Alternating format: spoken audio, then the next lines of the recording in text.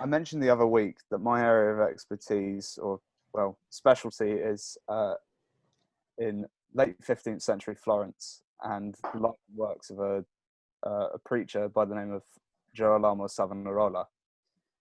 In order to come up with a tour, I basically cobbled together 5 locations that are in some way or another related to Savonarola, but this isn't a Savonarola tour. I'll mention him here and there because I know about him, so it kind of makes it easier to describe what I'm seeing. But there are 5 locations, 3 of which are churches, and 2 of which are palazzi or palazzos. So kind of government buildings that emerged during the Renaissance. Should I give a quick overview of Savonarola just to yes, please. acquaint him with Yep. Okay, so Savonarola was a Dominican friar who would preach a program effectively of apocalyptic damnation, that a kind of what would the word be? A kind of philosophy that the world was coming to an end due to the sins of people on earth, and that when the time came, they would have to repent, or else they would suffer eternal damnation for their sins. During the time he was preaching, Florence had sort of flourished under the rule of Lorenzo de' Medici to become a centre of philosophy and art, which Savonarola decried as being full of pagan influences, being based on extravagance and wealth and lust and so forth. So he built this kind of this fervent opposition to the cultural situation of Florence at the time. At the same time, the French were invading Italy because they were going to take over Sicily. The King of France had a claim on the Sicilian throne, and the Neapolitan throne in Naples, and that contributed to this kind of growing sense of fear and terror. What eventually happened was that the French invasion came ever closer, and the leader of Florence at the time, Piero de' Medici, was ousted from power because he'd been seen as doing a terrible job of dealing with the French threat. Mm-hmm.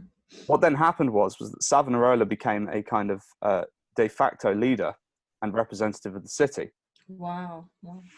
And despite the fact he didn't have any institutional power because he was a monk, he saw this as a effectively divine sanction for him to implement his program, which involved purging the city of sin, destroying all heretical artworks, and bringing about a popular republican government.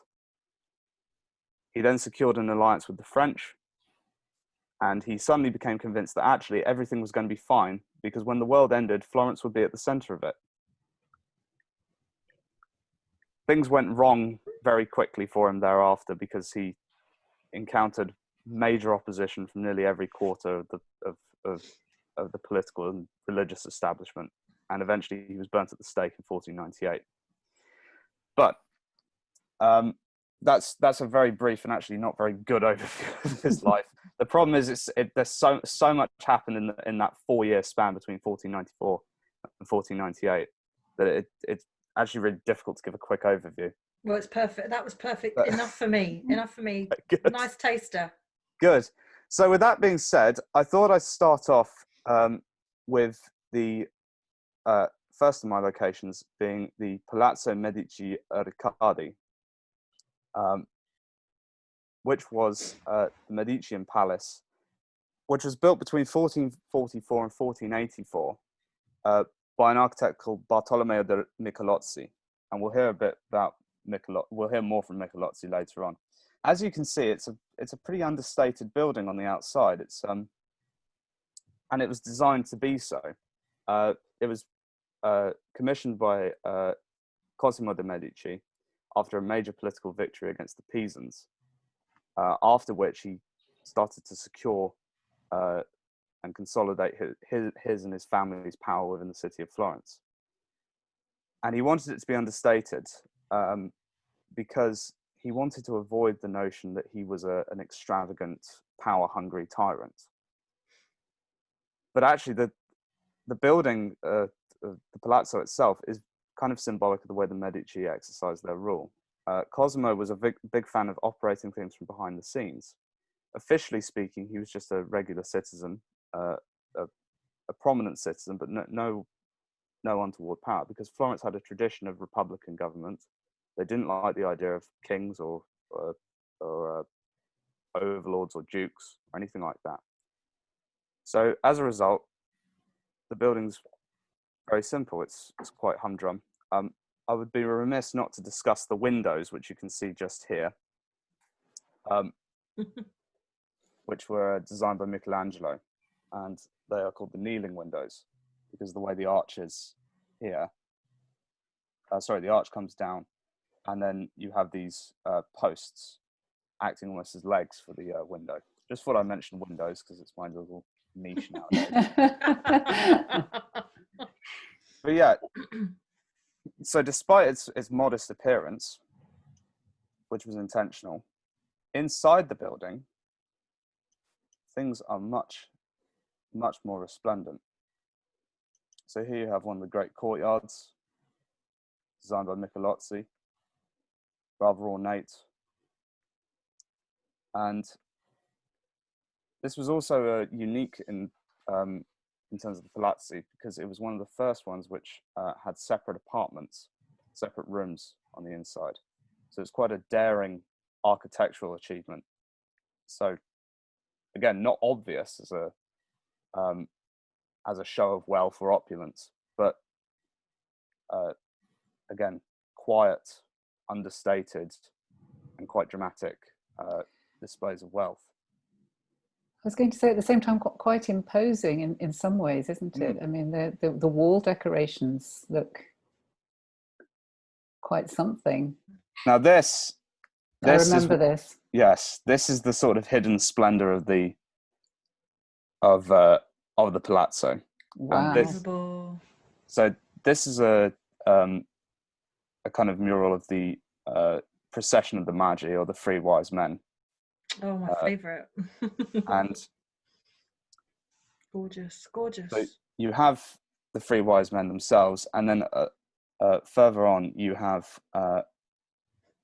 actual looking very white. Yes. Okay. And also notably, it's in Tuscan countryside. Yeah. So it's an example of the way in which art would be sort of brought into a kind of local theme.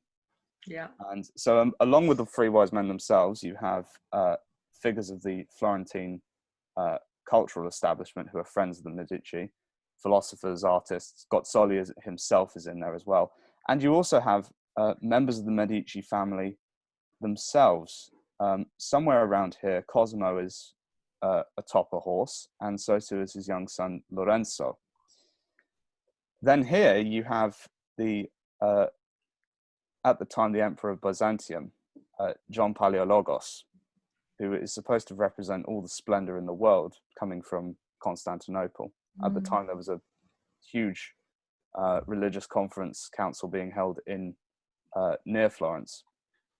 And I mean, it's just, unfortunately, the quality of the picture doesn't put forth the details, but it's... He looks like Jesus. He does. He really does. But again, I always like it with these kind of paintings, how they bring in contemporary ideas for something that is supposed to be a religious story. This is, supposed to be the procession of the Magi, and yet you have all these kind of local contemporary touches of life. I mean, up here, for instance, you have the hunt going on. Those are the Byzantine ambassadors carrying great wealth and gold. So it's all incredibly resplendent. And have you been to these places as part of your research? Did you spend some time in Florence, Axel? Unfortunately, not for the research. No. Okay. I wasn't able to wangle that. But it was. I went there a long time ago. about 7 or 8 years ago now, and it's quite nice to go back and look through it, having studied Florence in more depth. And here you have the more general tributes to the Virgin Mary and Christ himself, so forth. So this is 15 Henry VIII. Slightly before. Slightly before, right, got you. But so 1480s. Okay. Thereabouts. Okay. Yeah. But yeah. Yeah, that would make sense. So there's a small link to Savonarola here.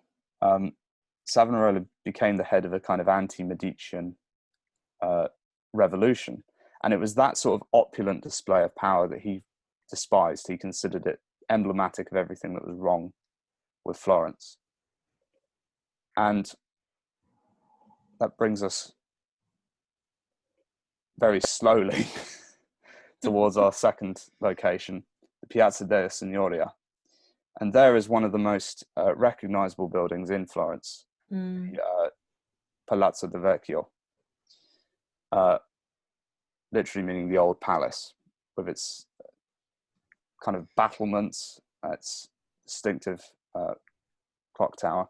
This was originally built in the 13th century, long before, back when Florence was a republic, as a seat for the government. And there, funnily enough, not there, you have a statue of Lorenzo de Medici, the man responsible for turning Florence into a kind of melting pot of philosophical, artistic, and religious development. Of course, the gold turtle is new.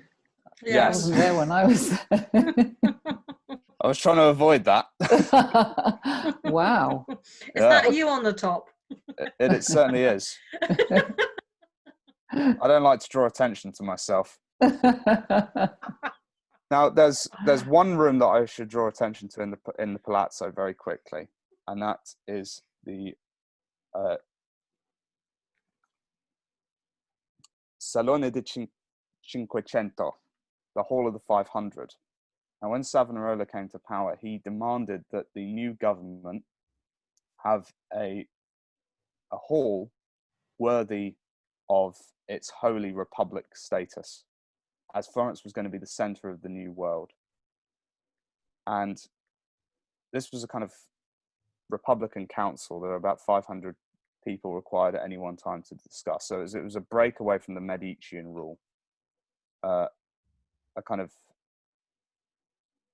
a popular government by the standards of the Middle Ages, a large base of voters and so forth. Stunning. All across here, you have these adornments of various battles won by the Florence, usually against the Pisans and the Sienese. And we think of kind of national identity as being a very modern concept, but to the Florentines, there was a distinctive set of patriotic ideals related to the city itself. And one of the major markers of national identity or cultural identity for Florentines was ruling over Pisa and defeating Pisa in battle. So this is sort of a way of showing, if you like, the kind of historical prowess of Florence in that regard. This hall was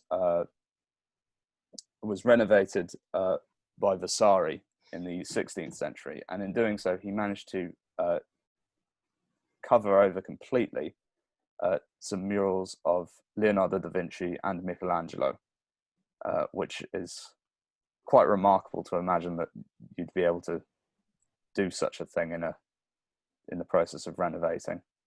But yeah, sorry, I wish I could show these in more detail. I really do. But just extraordinary, isn't it? It's an incredible place, and it's almost overwhelming. Yeah, and I remember distinctly going in there and being completely blown away by it. Yeah. The one on the right, right, looks amazing. The top right. Here.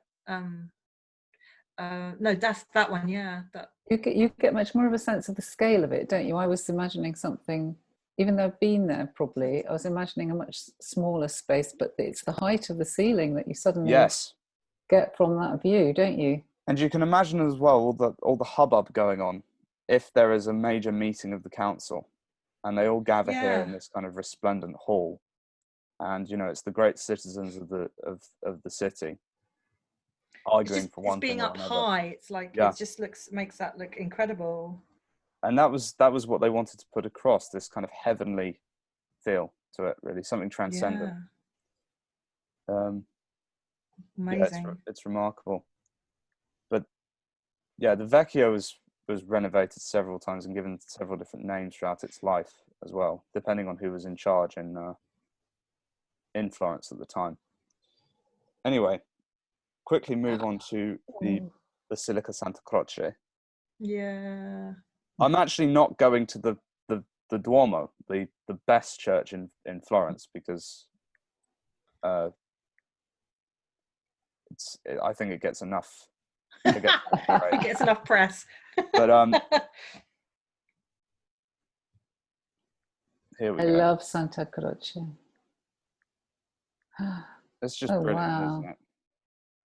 So, Santa Croce was a Franciscan church. Savonarola was a Dominican monk, and many of his rivals came from this very church. It was they who were responsible for a campaign of propaganda against him, and eventually for setting in train the events that led to his execution. It's always quite funny to think of rival groups of monks.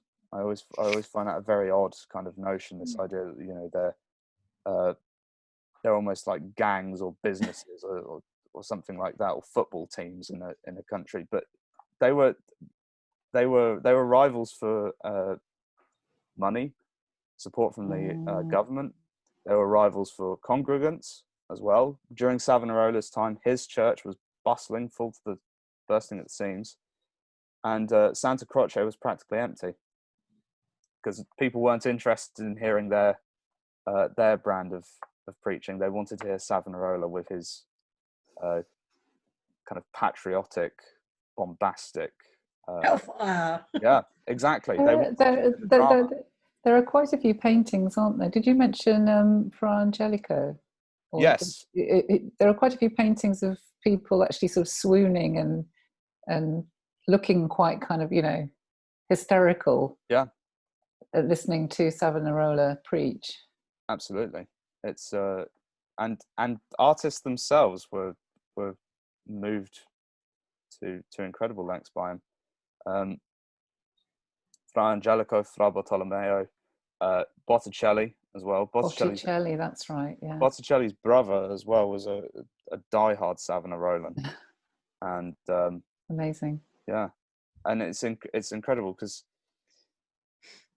he was sort of aiming at the regular man on the street, but he really got through to a lot of the artists of the day too. Which must have helped his cause enormously.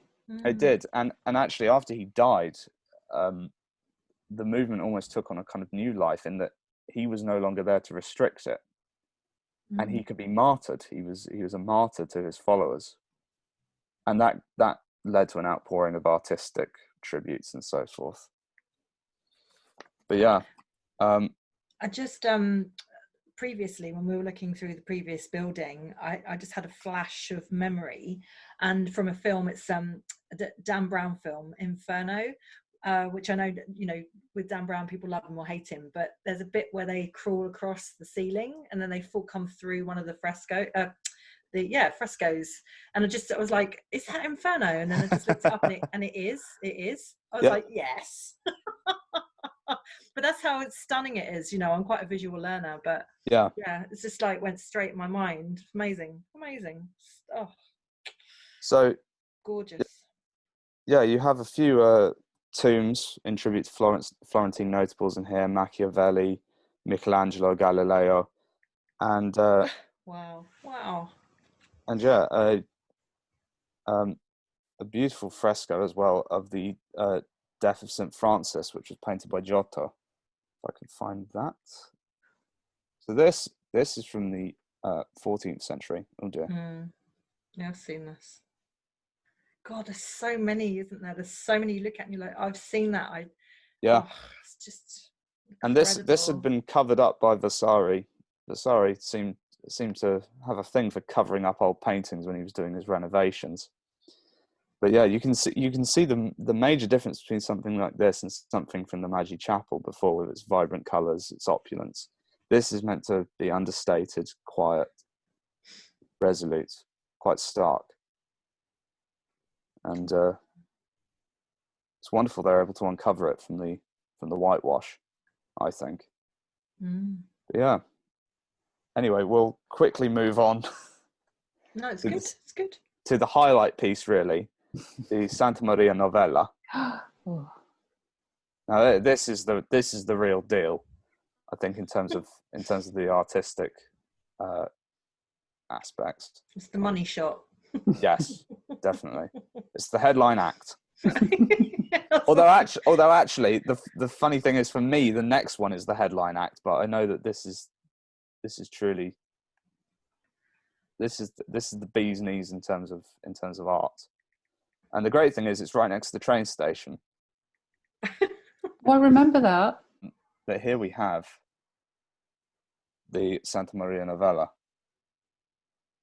and stunning, gorgeous. I mean, I just love these up here, those details, and the symmetry of it all as well.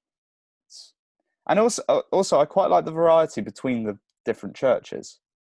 You know, you can tell they're all from the same place, but there are a few little differences which I just, really like. I think that's what. I seem to remember this one's got a really gorgeous courtyard.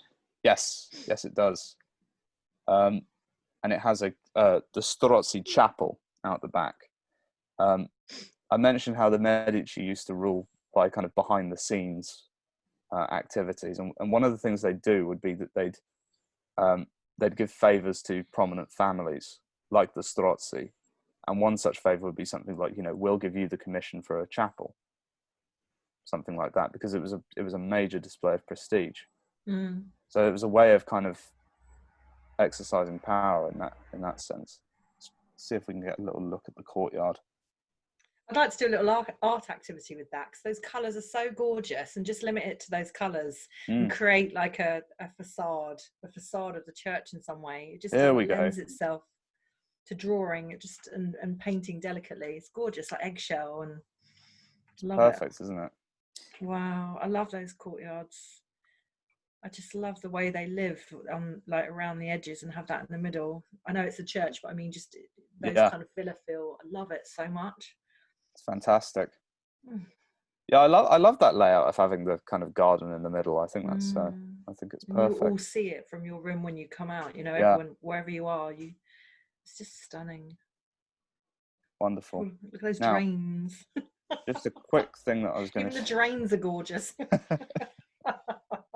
Now, so there are two chapels that are particularly magnificent. I mean, I'll do what I can to quickly get through to the Tornabuoni Chapel, because I think it would be cheating anyone to not show them that on a tour of Florence, because it's spellbinding. Here we go. Oh no, sorry, this is the Spanish chapel.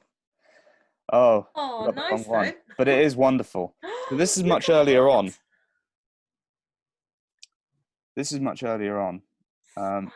Stunning.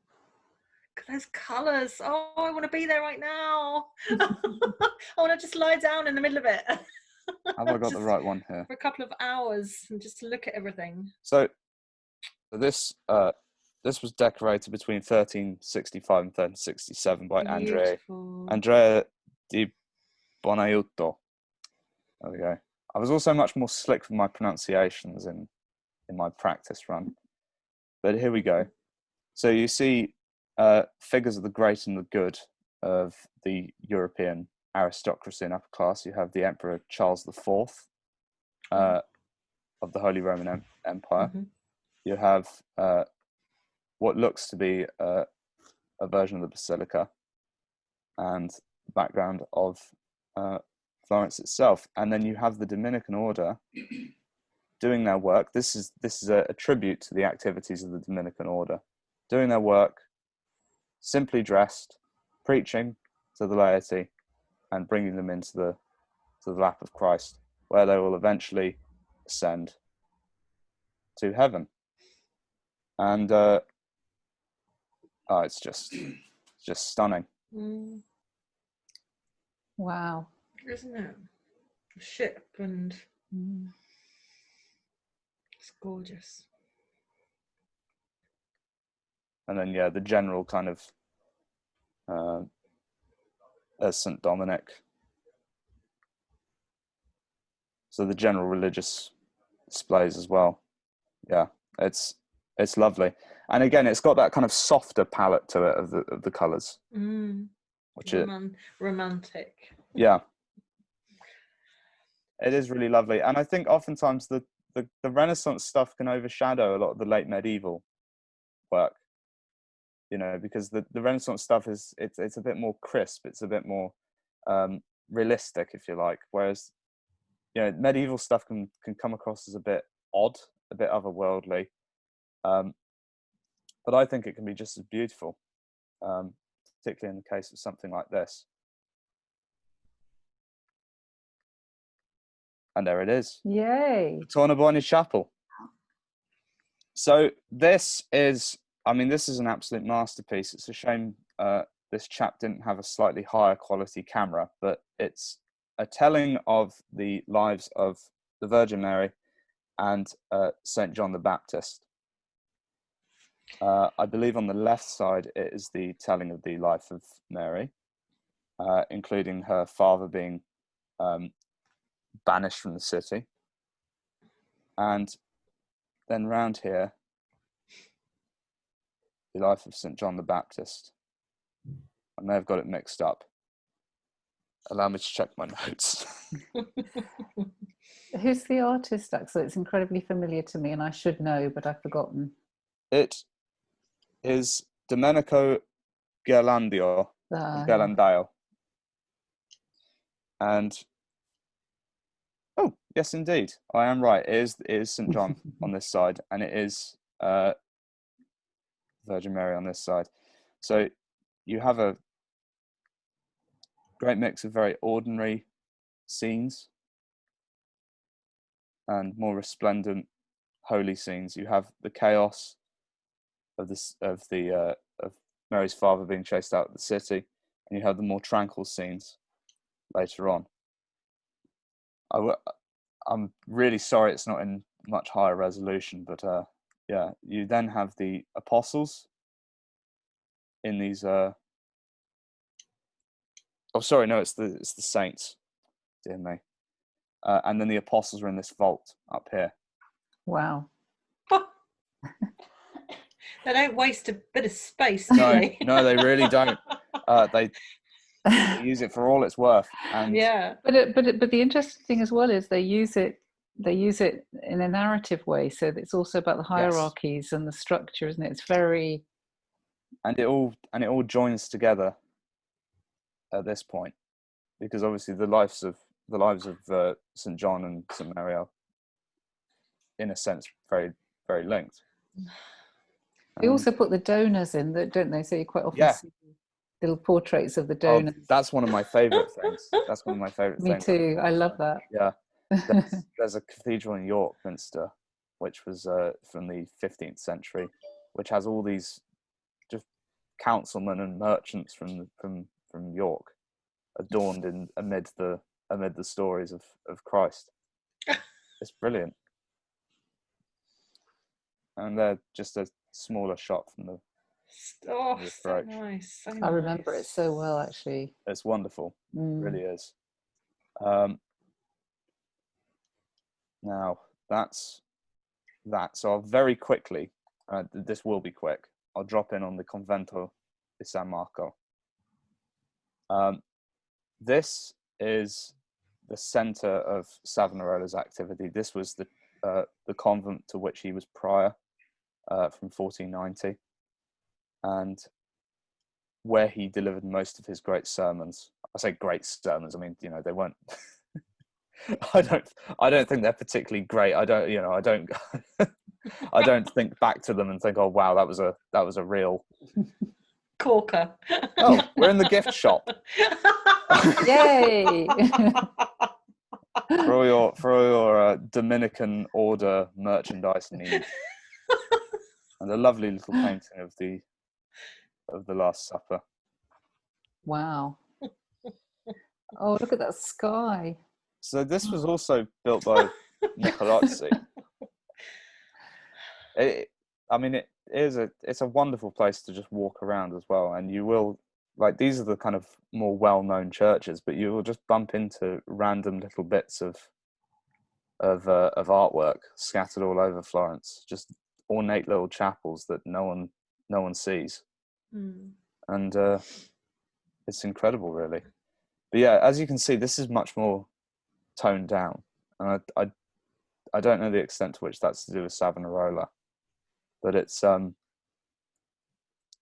contrast to the Santa Maria Novella or the Santa Croce or the Palazzo Medici, it's much more understated, calm. Let's see. Did you say this is your favourite? I think this is probably the most important one to me because I've read so much about it and the activities of Savonarola. And it was here that he was preaching when the mob kicked down the door, charged in, and dragged him off to the Palazzo della Signoria to have him stand trial. That was where he was. That was where he was imprisoned as well, I should point out. It's very, very different, isn't it? It's a real contrast. It is. It is. I mean, it's still sort of pretty decorated. Yes. For our standards, isn't it? For today's standards, but I can see the contrast. Yeah, and it didn't used to be. You can see this. If I'm allowed to look at it, this set of cloisters. You can see these paintings just underneath the arches. Yeah. They weren't there for a very long time. There were just very few embellishments in this building. To be fair, they came later, did they? Yeah, it was. It was to celebrate the life of St. Anthony in the 18th century. Some monks decided to put some money together and have a big splash and go for these. But the rest of it is Fra Angelico. Gorgeous.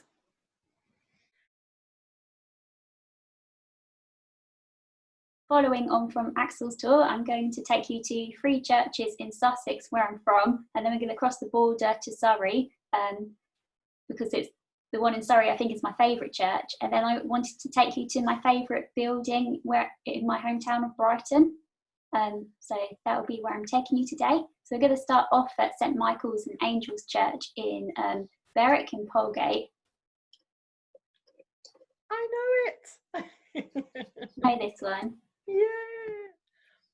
Okay, so this is near Lewes, where the Bloomsbury Group lived in Charleston Farmhouse. And during the Second World War, the Bishop Bell of Chichester wanted to commission artists to create murals in churches in Sussex. I think mainly to be able to support artists during the war. And he commissioned Duncan Grant, part of the Bloomsbury Group, and Duncan Grant, Vanessa Bell and her children Quentin and Angelica painted these murals in this small church in Sussex. It's currently closed because they're restoring it, because they painted these on panels in Charleston Farmhouse and then brought them down the road to install in here. And I don't think they probably had the best materials during the Second World War, so it's here you can see it's not great. It's sort of slightly damaged, but they've currently closed the church to refurb it. So you might be able to maybe notice if you members of the Bloomsbury group in these paintings because they modelled the characters on themselves and then also used local villagers. So I don't know where he is, but I guess Duncan Grant is in there somewhere. It's got to be, I reckon, Jesus. Maybe this one, I don't know, maybe Jesus. Because he was very attractive. And then you can also see that you've got like the soldier, the pilot, like the navy and the sailor. Oh wow! And then you've got other characters as Jesus in the middle, and you've got like scenes. I'm not very good at religious iconography, but I think that's Angel Gabriel. So it's quite a small church, but I don't know when you go in, because I don't think you expect it from the church. I had no idea. I had no idea when I went there. It's beautiful. I love that as well. How it you know, churches are always kind of a collection of different waves of adding on. You know, the exterior might be quite modest, quite old, but yeah, it's wonderful. And it's literally in the middle of nowhere, isn't it, Jess? It's like there's a local pub where my family we go to a lot. And then you walk up and you get the church. And then if you walk out the back of the church, you drop the downs. It's stunning. Wow. Into this church here. So on the outside, it doesn't look that interesting, really. I don't think so. But we're just going to go inside.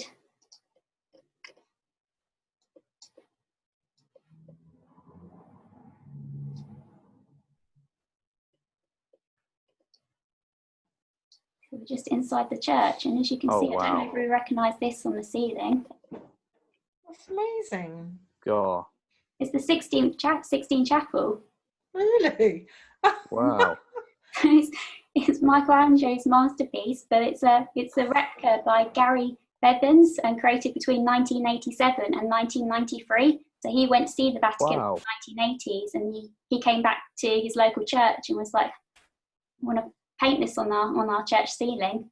So he used acrylics, and he also didn't have any art school training, so he taught himself how to paint. Wow. That's amazing. So yeah, it's in Goring in Sussex. That is unbelievable. He's got all the perspective as well, hasn't he? Yeah. God. Again, given permission to do it, that's brilliant. I like the fact that he went to the Vatican, saw this and thought, you know what, I can do this. Yes.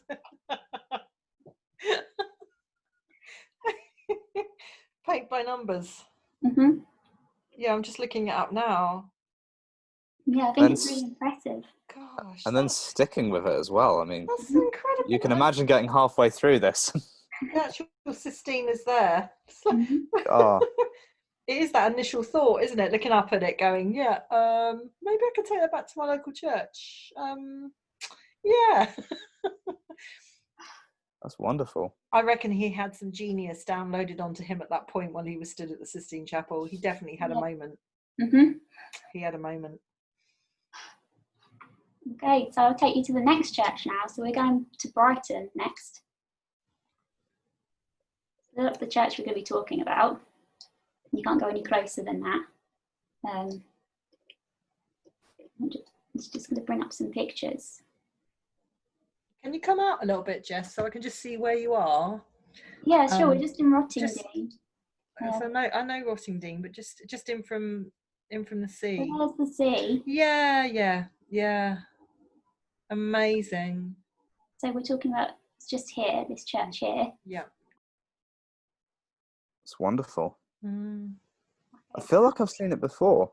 Yeah, you'll probably know the artist. So it was designed by the artist Edward Burne-Jones, and it was made by William Morris. So there's 7 stained glass windows in this church. Edward Burne-Jones was a pre-Raphaelite artist. So I don't know much more than that really, but I just think they're quite beautiful. They're fantastic. And Edward Burne-Jones for a while did live in Rottingdean. I didn't know that.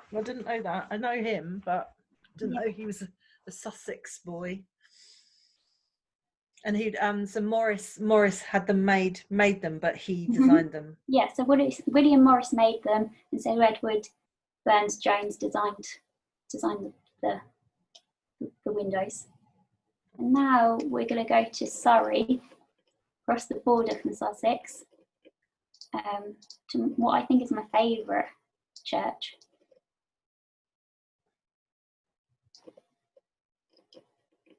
Okay, so this is the church. Oh, wow.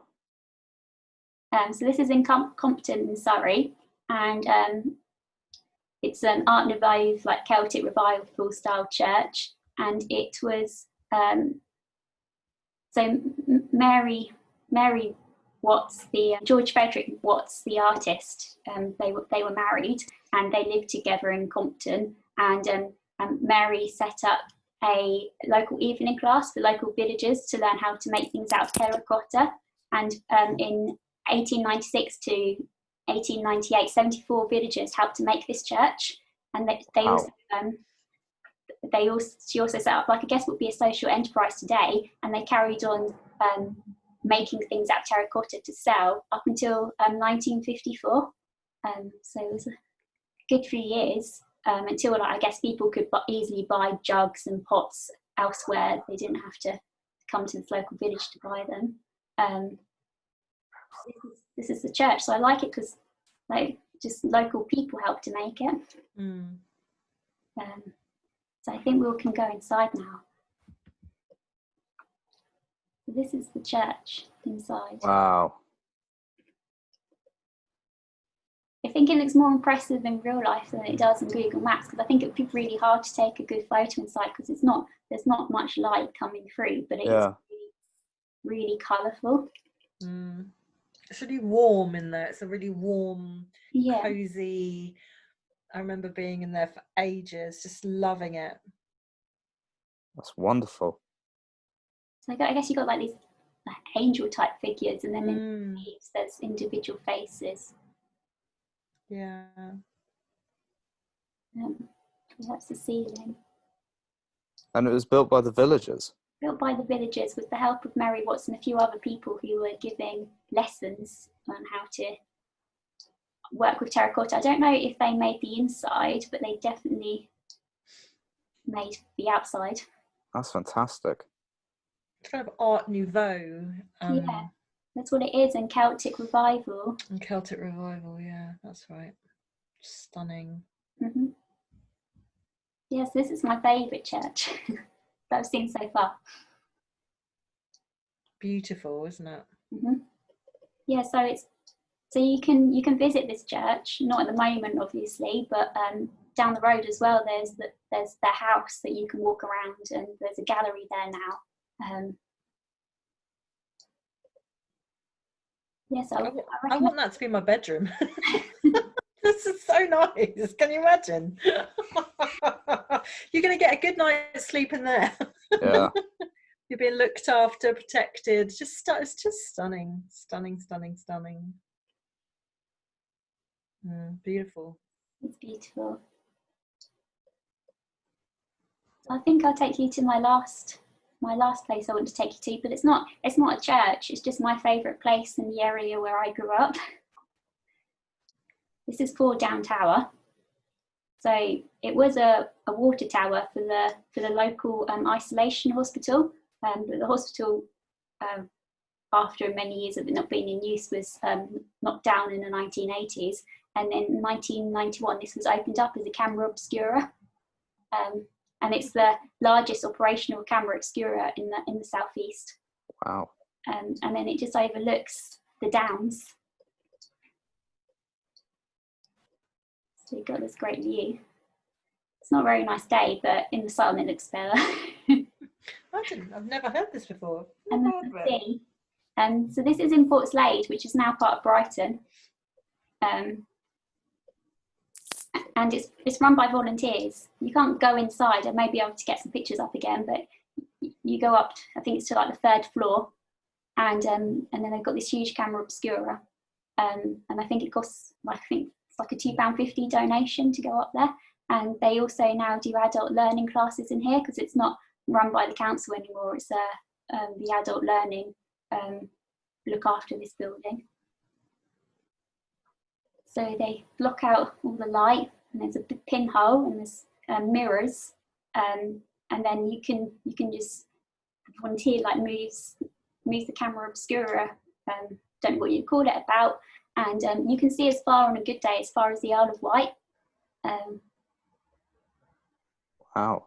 I guess this would have been a technique that artists would have used before cameras to support them in getting their perspective correct. But it's just, I think it's just a hidden, I guess, attraction in Brighton that not many people, unless you're local, that you would go there. I don't think it's a huge tourist destination, not like the Pavilion. No, I grew up in Eastbourne. I'd never heard of this before. Maybe I went as a child, but then I don't know. Probably not. Yeah, I recommend going when you're allowed to again. Yeah, that sounds good. I think my dad would really like that. Yeah, he'd be really interested. I think there's one on top of Eastbourne Pier now. I think there's a obscura. Yeah, that we went up to. Well. I love the old technology. It was quite funny, and I can't remember where in Spain I went to now, because I went to visit a friend who still lives in Spain, but they've moved from this area, and I was quite tired because I just got off the plane, and they're like, come to this museum. So we went to this museum, and the first display was of the Four Down Tower in Portslade. And I was like, I just left here. That's twin towned. That's so cool. And you can't remember where that was in Spain? I can't remember. It was It was near Jerez, but it wasn't Jerez. That's where I got the plane into, and then I got the train somewhere, and then she met me at the train station. But it wasn't that far away. I must have only been on the train 10 minutes. And it was because this other place has a camera obscura, and they were talking about other camera obscuras across the world, and then they mentioned this one in the museum. I see a twinned project coming on again. Well, the funny thing was, we never actually got to go to the camera obscura, because they said that it wasn't sunny enough to use it, but that it was definitely more sun than Portslade's ever had. This one works.